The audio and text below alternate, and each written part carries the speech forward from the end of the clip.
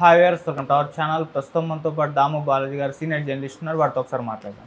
Sir నమస్కారం. Sir నమస్తే sir, ఒక హైకోర్టు జడ్జి ఇంట్లో కట్టలుగా డబ్బులు దొరకడం ఇప్పుడు దేశవ్యాప్తంగా కూడా సంచలనంగా మారింది. సార్, మరి ఈ ఇష్యూలో అసలు ఏం జరిగింది, ఎవరు ఆ జడ్జి, ఆ డబ్బులు ఎవరివి, మరి ఇప్పుడు అతని పైన ఎటువంటి చర్యలు తీసుకునే అవకాశం ఉంది? సార్, ఇదొక విచిత్రమైన రేరెస్ట్ ఆఫ్ ద రేర్ కేసులుగా చెప్పుకోవచ్చు.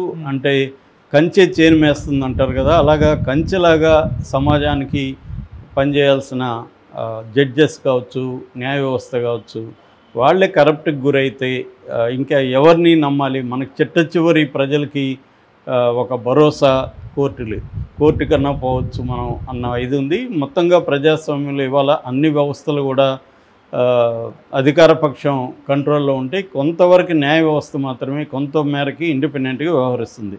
ఎందుకంటే ప్రధానంగా ఏంటంటే ఒక మీడియా కావచ్చు, పౌర సమాజం, సివిల్ సొసైటీ కావచ్చు, కోర్టు, న్యాయ వ్యవస్థ, ఇవి యాక్టివ్గా పనిచేస్తూ ఉంటాయి ప్రజాస్వామ్యంలో. కానీ ఇవాళ ఏమైంది? పౌర సమాజం కరప్ట్ అయిపోయింది, మీడియా ఎంత కరప్ట్ అయిందో మనకు అందరికీ తెలుసు.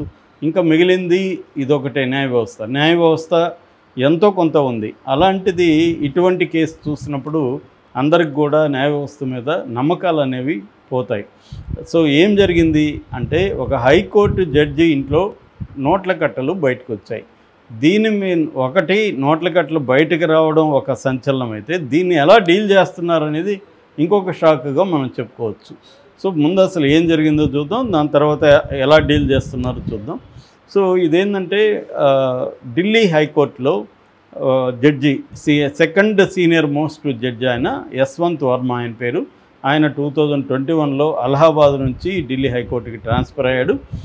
ఆయన మొన్న 14న హోలీ పండుగ రోజు వాళ్ళ ఇల్లు ఢిల్లీలో ఉంటుందన్నమాట, లిథియన్స్ అనే ఒక ఏరియాలో ఉంటుంది. అక్కడ ఆయన లేనప్పుడు నైట్ 11:30 ప్రాంతంలో ఇంట్లో స్టోర్ రూమ్లో మంటలు వ్యాపించాయి.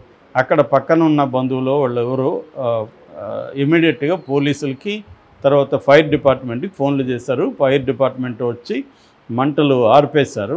ఆ క్రమంలో ఏంటంటే వాళ్ళు ఏ వస్తువులు కాలిపోయినాయి, ఏ వస్తువులు మిగిలాయి అన్న లిస్టు తయారు చేయాల్సి ఉంటుంది.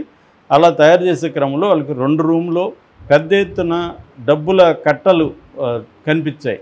దాంతో వాళ్ళు దాని వీడియో తీశారు, దాని లిస్ట్ అవుట్ చేశారు. ఆ డబ్బు ఎంత అనేది ఇప్పటివరకు ఎవరూ బయటపెట్టలే. కొంత మీడియాలో వస్తున్నది, నేషనల్ మీడియాలో 15 crores అని చెప్తున్నారు. సో 15 కోట్ల విలువైన డబ్బులని చెప్తున్నారు, కానీ అది కరెక్ట్గా ఫిగర్ తెలియదు.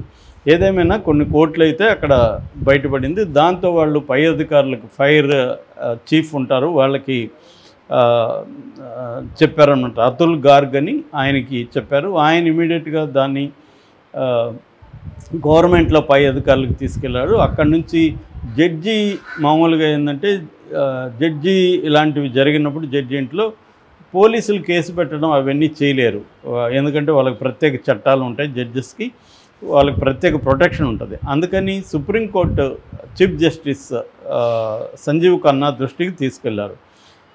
సో నిన్న 21వ తేదీ ఈ కొలీజియం అంటారు సుప్రీంకోర్టులో. ఏంటంటే కొలీజియం అని ఒకటి ఉంటుంది. కొలీజియం అంటే chief justice of India Sanjiv Khanna, తర్వాత BR Gavai, justice Suryakant, justice Hrishikesh Roy, justice Abhay S Oka, ఈ 5 మందితో ఉన్న కొలీజియం ఉంటుంది సుప్రీంకోర్టులో. అంటే కొలీజియం ఏం చేస్తుందంటే జడ్జిల అపాయింట్మెంట్ కావచ్చు, జడ్జిల ప్రమోషన్లు కావచ్చు, జడ్జిల ట్రాన్స్పోర్ట్ కావచ్చు, అంటే ట్రాన్స్ఫర్స్ కావచ్చు, జడ్జిలకు సంబంధించి ఏదైనా ఇటువంటి ఇష్యూలు వచ్చినప్పుడు వాటి పరిష్కారం కావచ్చు, ఇవన్నీ కూడా కొలీజియం బాధ్యత అన్నమాట.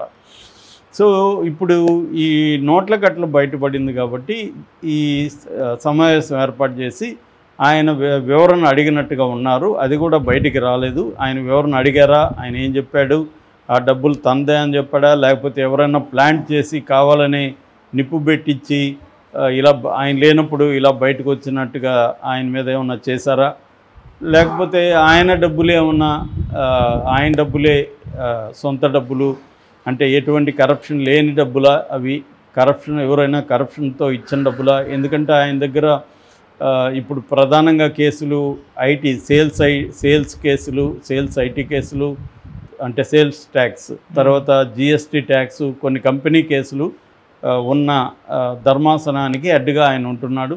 కాబట్టి వాళ్ళేమన్నా ఇచ్చారా, లేకపోతే పాత కేసులు ఏమైనా ఇచ్చారా, లేకపోతే కొత్త రాబోయే కేసులు అడ్వాన్స్గా ఇచ్చారా, ఇవన్నీ ఆయన ఏం చెప్పాడో మనకు తెలియదు. మొత్తానికి కొలీజియం ఏం చేసిందంటే 2 పనులు చేసింది. ఒకటి, ఈ Delhi high court chief justice D K Upadhyay ఆధ్వర్యంలో కమిటీని ఏర్పాటు చేసింది ఈయన మీద విచారించమని. 2, ఈ యశ్వంత్ వర్మ జడ్జిని అలహాబాద్ హైకోర్టుకి మళ్ళీ వెనక్కి పంపించింది. ఈ 2 పనులు కొలీజియం చేసింది. దీంతో ఇప్పుడు తీవ్ర వ్యతిరేకత వచ్చింది దీని పట్ల.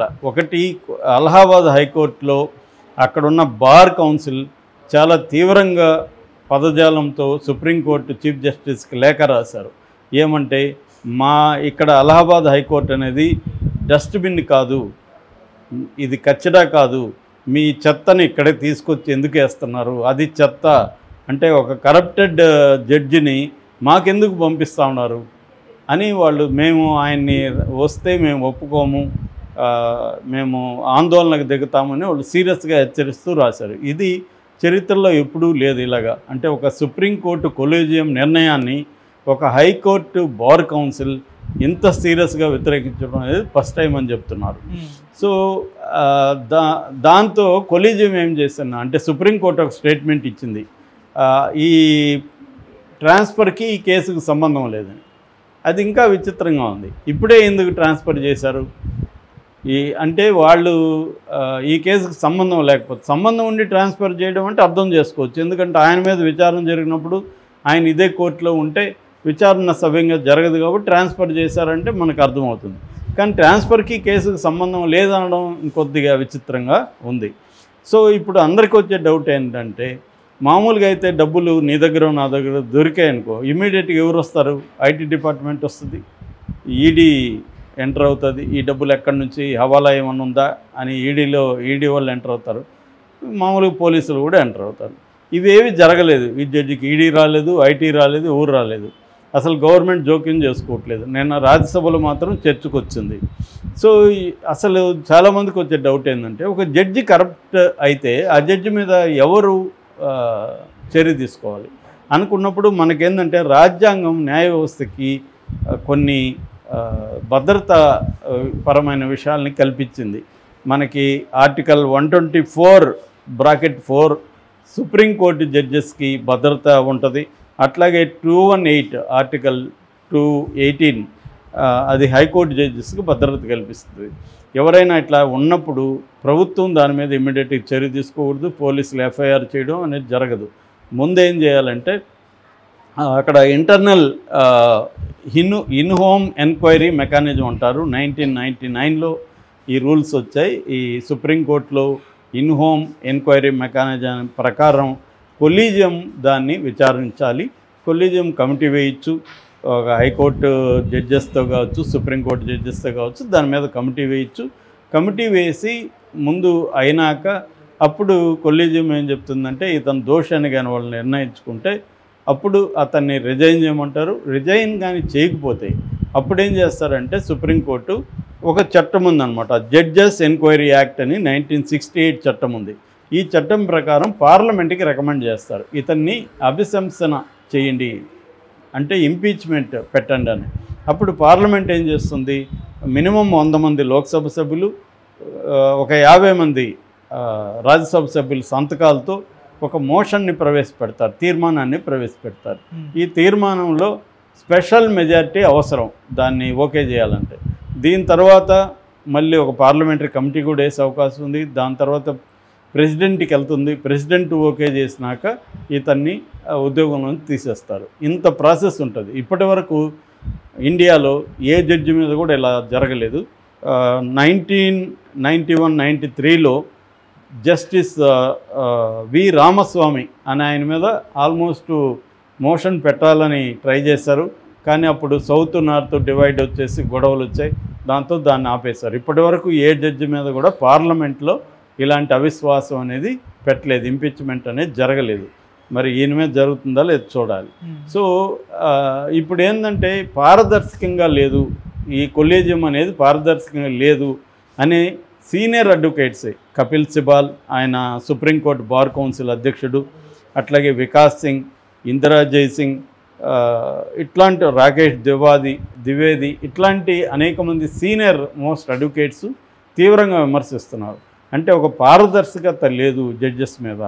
మామూలుగా అయితే జడ్జెస్ మీద సంవత్సరానికి దాదాపు కొన్ని 3600 నుంచి 18,000 వరకు కంప్లైంట్లు, అది కూడా హైకోర్టులకు సంబంధించి, ఇంకా కింది కోర్టులు కాదు, హైకోర్టులకు సంబంధించి వస్తుంది. మనకి 2001లో పార్లమెంట్లో మన union law minister Kiran Rijiju ఆయన ప్రవేశపెట్టాడు. ఆయన ఒక ప్రశ్నకు సమాధానంగా ఎన్ని కంప్లైంట్లు వచ్చాయంటే 1631 వచ్చాయని ఆయన చెప్పాడు అఫీషియల్గా. అంటే జడ్జెస్ మీద కూడా కొన్ని వేల కంప్లైంట్లు ఎవ్రీ ఇయర్, దాదాపు 15,000 నుంచి 18,000 కంప్లైంట్లు ఎవ్రీ ఇయర్ వస్తున్నాయి. ఈ కంప్లైంట్లు ఏమవుతున్నాయి అని ఆర్టీఐ తరపున ఒక జర్నలిస్ట్ వేస్తే, మీకు మేము సమాధానం ఇచ్చే రిసోర్సెస్ లేవు మాకని అతనికి చెప్పారు. అంటే ఇవి మనం ప్రజలు న్యాయ వ్యవస్థ మీద ఫిర్యాదులు ఇస్తుంటే ఆ ఫిర్యాదుల పరిస్థితి ఏంటో ఎవరికి తెలియదు. సో అందువల్ల న్యాయ వ్యవస్థ కరప్ట్ అయితే, న్యాయ వ్యవస్థలోనే ఇట్లాంటి జరుగుతున్నప్పుడు దీన్ని ఎవరు అడ్డుకోవాలంటే, మనకున్న దాని ప్రకారం అయితే సుప్రీంకోర్టు కొలేజియమే చేయాలి. ఈ కొలేజియం సిస్టమ్ సరిగా లేదని కపిల్ సిబాల్ లాంటి వాళ్ళు విమర్శిస్తున్నారు. ప్రస్తుతానికైతే మనకున్న వ్యవస్థ ఇదే. ఎందుకంటే ప్రపంచంలో అనేక పద్ధతులు ఉన్నాయి, కానీ ఏది పర్ఫెక్ట్గా లేదు. ఈ జడ్జెస్ మీద ఎలాంటి చర్య తీసుకోవాలని మనకున్న పర్ఫెక్ట్ ఉన్న దాంట్లో బెటర్ సిస్టమ్ అయితే కొలేజియము.